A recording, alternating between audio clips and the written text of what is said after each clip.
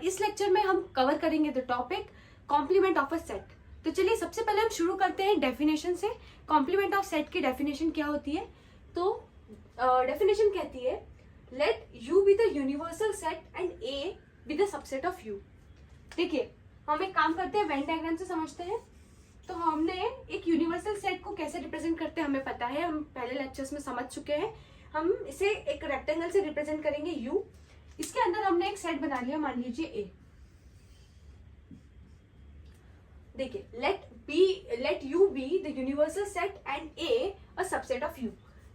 Since A पूरा की पूरा इस रेक्टेंगल के अंदर आ रहा है तो ए यू का सबसेट होगा। हम वेन डायग्राम वाले लेक्चर्स में समझ चुके हैं सबसेट्स को कैसे रिप्रेजेंट करेंगे, ठीक है। तो यू ये रेक्टेंगल रिप्रेजेंट कर रहा है यू, ये सर्कल रिप्रेजेंट कर रहा है ए, ठीक है।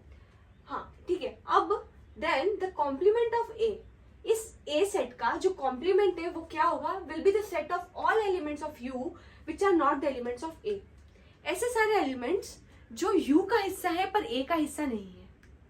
बात समझ में आ रही है? चलिए हम कलर करके समझे कि क्या रिप्रेजेंट करना चाह रहा है। ऐसे सारे एलिमेंट्स जो यू का हिस्सा है पर ए का हिस्सा नहीं है। अगर ए का हिस्सा नहीं है इसका मतलब वो ए के अंदर कलर शेड करना की जरूरत नहीं है हमें। ए के बाहर हमें कलर शेड करना है और यू के अंदर कलर शेड करना है, राइट। तो ये एरिया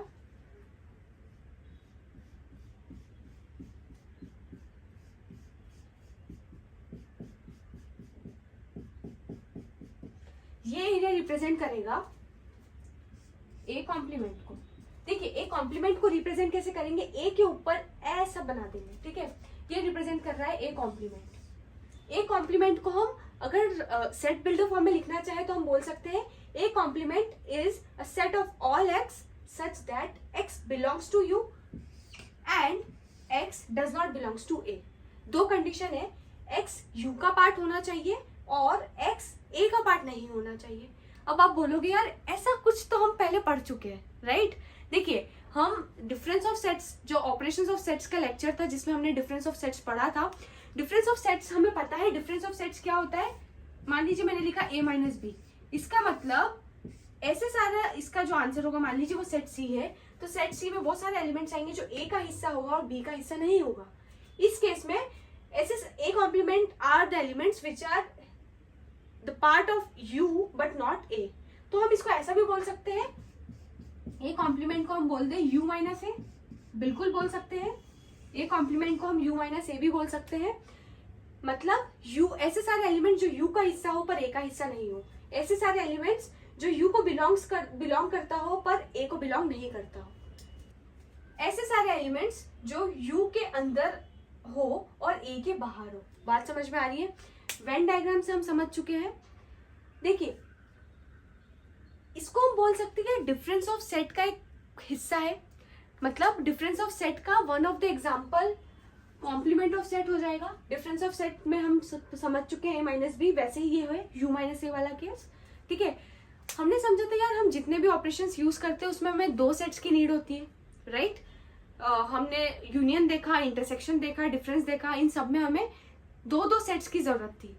ये ऑपरेशन हम एक सेट पे कैसे कर रहे हैं? हमें इसमें भी दो सेट की जरूरत है, एक यूनिवर्सल सेट की और एक सेट ए की। बात समझ में आ रहा है? लिखेंगे कैसे? A complement. ए कॉम्प्लीमेंट मतलब ऐसे सारे एलिमेंट्स जो यू का हिस्सा हो पर ए का हिस्सा नहीं हो, ठीक है। अच्छा अगर मैं बोलूं देखिए इधर हमारे पास ए जो है वो यू का सबसेट है। अगर मैं बात करती हूँ क्या ए कॉम्प्लीमेंट भी यू का सबसेट होगा? चलो चेक करके देखते हैं। ये ए कॉम्प्लीमेंट है। किसी भी सेट का सबसेट होने के लिए उसके सारे के सारे एलिमेंट्स जो ओरिजिनल सेट है उसके अंदर आने चाहिए, उसके सारे के सारे एलिमेंट्स। तो चेक करते हैं ए कॉम्प्लीमेंट, ये शेडेड रीजन रिप्रेजेंट कर रहा है, क्या ये यूनिवर्सल सेट का सबसेट है? तो उसके लिए हमें क्या करना है, क्या जो भी एरिया रीजन कलर्ड है क्या वो यू के अंदर अंदर आ रहा है? हाँ, ऐसा कुछ भी नहीं है जो यू के बाहर है। इसका मतलब all the elements of a complement set, all the elements of A complement are the elements of U. तो इसका मतलब A complement is also subset of U. बात समझ में आ रही है? देखिए ए तो पता है कि सबसेट है यू का, ए कॉम्प्लीमेंट बी क्या है, सबसेट है यू का। बात समझ में आ रही है? आई होप आपको अच्छे से समझ में आ गया होगा, काफी इजी है। ऐसे सारे एलिमेंट्स जो यू का हिस्सा है पर ए का हिस्सा नहीं है वो है ए कॉम्प्लीमेंट। ठीक है, चलिए अब कुछ एग्जांपल लेके समझते हैं, कुछ एग्जांपल्स करते हैं। तो पहला एग्जांपल है, हमें यू दिया है सेट जिसके एलिमेंट्स है 1 2 3 4 5 6 7 8 9 10, और सेकेंड सेट दिया ए जिसके एलिमेंट्स है 1 3 5 7 और 9। हमें फाइंड करना है ए कॉम्प्लीमेंट। ठीक है, ए कॉम्प्लीमेंट हमें पता है क्या होता है, ए कॉम्प्लीमेंट मतलब यू माइनस ए, या फिर ऐसा बोल सकते हैं ऐसे सारे एलिमेंट्स जो यू में आ रहे हो पर ए में नहीं आ रहे हो। तो हम चेक कर लेते हैं, यू का हिस्सा होना चाहिए और ए का हिस्सा नहीं होना चाहिए। तो इसमें चेक करते हैं, 1 है, हाँ है, तो नहीं लिख सकते। 2 है, नहीं है, तो 2 यू का हिस्सा है पर ए का हिस्सा नहीं है, तो 2 इसका एलिमेंट हो जाएगा। 3 दोनों में आ रहा है, नहीं हो सकता। 4 हो जाएगा। 5 दोनों में आ रहा है। 6 इसमें आ रहा है, इसमें नहीं आ रहा है, 6 हो जाएगा। 7 दोनों में आ रहा है। 8 इसमें आ रहा है, इसमें नहीं आ रहा है, तो 8। 9 इसमें आ रहा है, इसमें भी आ रहा है, तो नहीं हो सकता। 10 इसमें आ रहा है और ए में नहीं आ रहा है, तो 10 हो जाएगा। ठीक है, तो ए कॉम्प्लीमेंट आ गया हमारा 2 4 6 8 और 10। ठीक है, नेक्स्ट सेकंड क्वेश्चन देखते हैं। यूनिवर्सल सेट है 1 2 3 4 5 6, ए सेट है 2 और 3 एलिमेंट्स है इसमें, बी में है 3 4 और 5। हमें ए कॉम्प्लीमेंट पता करना है, बी कॉम्प्लीमेंट पता करना है, A complement intersection B complement पता करना है और ए यूनियन बी पता करना है। उसके बाद प्रूव करना है, हमें शो करना है कि ए यूनियन बी का complement A complement intersection B complement होता है। ठीक है, तो चलिए 1 बाय 1 चीजें करते हैं। पहले ए कॉम्प्लीमेंट निकालते हैं, ए कॉम्प्लीमेंट। ठीक है, चलिए ए कॉम्प्लीमेंट के लिए हमें क्या करना है, ये चेक करना है यूनिवर्सल सेट में आना चाहिए और ए में नहीं आना चाहिए, राइट। तो हमें बी का भी कोई काम नहीं है, सिर्फ ए और यू को देखना है। यू में आना चाहिए, ए में नहीं आना चाहिए। ठीक है, 1 यू में है, ए में नहीं है, यस। 2 यू में भी है, ए में भी है, तो नहीं लिख सकते। 3 भी दोनों में है, तो नहीं लिख सकते। 4 5 और 6 ये तीनों आ सकते हैं क्योंकि ये यूनिवर्सल सेट का पार्ट है, ए का पार्ट नहीं है। तो ए कॉम्प्लीमेंट अपन ने लिख लिया। नेक्स्ट हमें पता करना है बी कॉम्प्लीमेंट। चलिए बी कॉम्प्लीमेंट पता करते हैं। चलिए बी कॉम्प्लीमेंट में क्या एलिमेंट्स आने चाहिए जो यूनिवर्सल सेट का हिस्सा हो पर बी का हिस्सा नहीं हो। चलिए इन दोनों को कंपेयर करते हैं। 1 उसमें आ रहा है, इसमें नहीं आ रहा है, लिख सकते हैं। 2 भी उसमें आ रहा है, इसमें नहीं आ रहा है, लिख सकते हैं।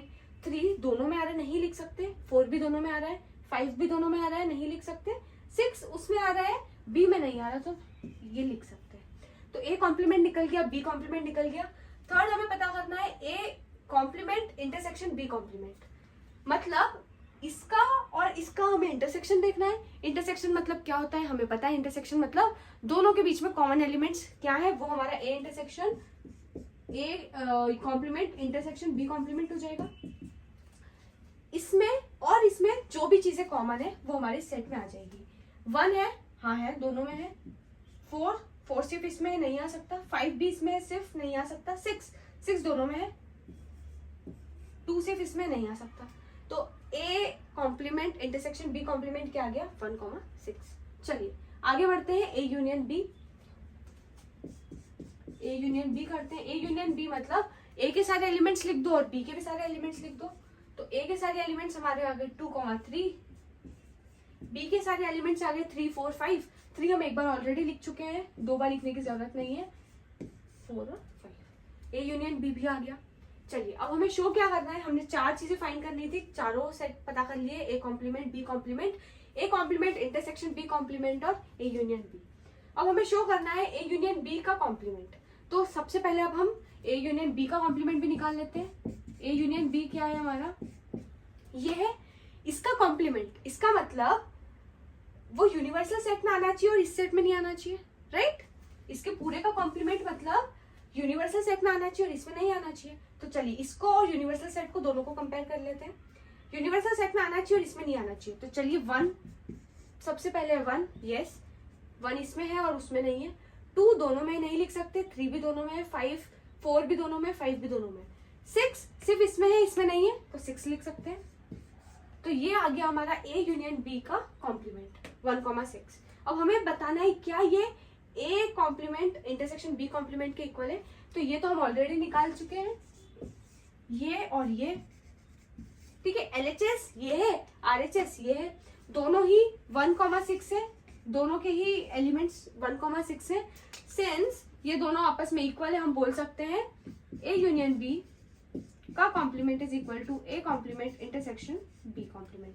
देखिए ये वन ऑफ द प्रॉपर्टीज भी है, बहुत इंपॉर्टेंट प्रॉपर्टीज है, ठीक है। हम इसके बाद देखेंगे वो प्रॉपर्टीज को, कुछ लॉज और properties with respect to complement, intersection and union. तो अभी के लिए ये एग्जांपल्स आई होप आपको अच्छे से समझ में आ गए होंगे। एकदम आराम से सिर्फ आपको एक डेफिनेशन लेके चलना है कि यार किसी भी चीज का कॉम्प्लीमेंट निकालना है तो आपको U माइनस A करना है, ठीक है।